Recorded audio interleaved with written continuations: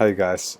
Today I really want to focus on and talk about the tell me about yourself question. I want to focus on helping people answer these tricky questions. And as you'll see in all other videos, this question is tricky because it's open-ended and answering open-ended questions. It's another video. We'll discuss how to specifically answer these types of questions and how you really navigate the space. But for the tell me about yourself question, there is so much information out there on YouTube. Um, the challenge with the advice is that it assumes that you know what your audience wants to hear. And in reality, you don't. We're assuming that every interviewer is going to show up engaged, excited, that they're always having a great day. And this isn't always true. So you really need to know your audience and study the room. This goes back to the mirroring concept that we've talked about. If you haven't seen that, you can go back on YouTube and watch that other video that I posted. But the best way that you can handle this question is to take control. And that's really what the entire interview is about. Putting the control in your hands, not in the interviewer's hands, because they have a distinct advantage over you. So start hedging that towards yourself in your direction. So what I really want for you when you go in is to go in with a little bit of core knowledge. So the core knowledge is you know what your strengths are. They're backed by examples. And then secondly, you know a little bit about the company and you know the position that they're looking to fill, right? You've looked at the job description, minimum, preferred qualifications. You've gone through all that. So based on that and based on what you've read about the company and the company in the news, you're making the assumption, okay, these are the things that the company needs. But things change. They might have posted that job a month ago, 2 months ago. The hiring manager may have changed. Priorities might have drastically changed. They might have a new product line. They might be getting rid of a different product line. They might be growing into a different space. And so while you see the core fundamentals of what they're looking for in the job description, you don't know what's been happening internally in the organization.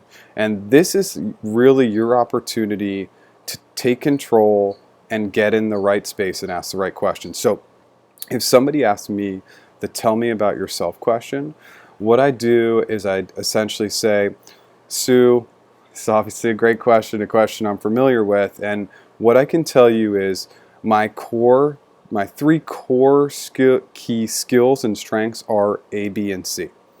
Now, based on what I've read from your company, what's happening in the news and the job description, I think that my core skills, these specific core three skills, really align well with the role. But as you think about the role today, your current company needs, if we're talking about A, B, and C, is there one that you prefer for me to focus on than another? Because I want to make sure that I'm giving you insight into me that helps you figure out whether I'm the right person for the role. Wow, that's crazy in kind of throwing it back to them. And Sue might say, you know what, Jeff, no, I'd love to hear about your key strengths and how they align with the position.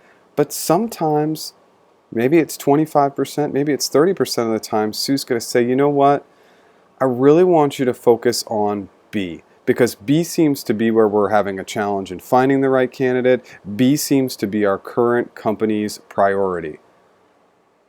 Do you understand how important it is that just by asking that simple question, you've achieved something that very few candidates will achieve, which is really asking the interviewer what they want to hear.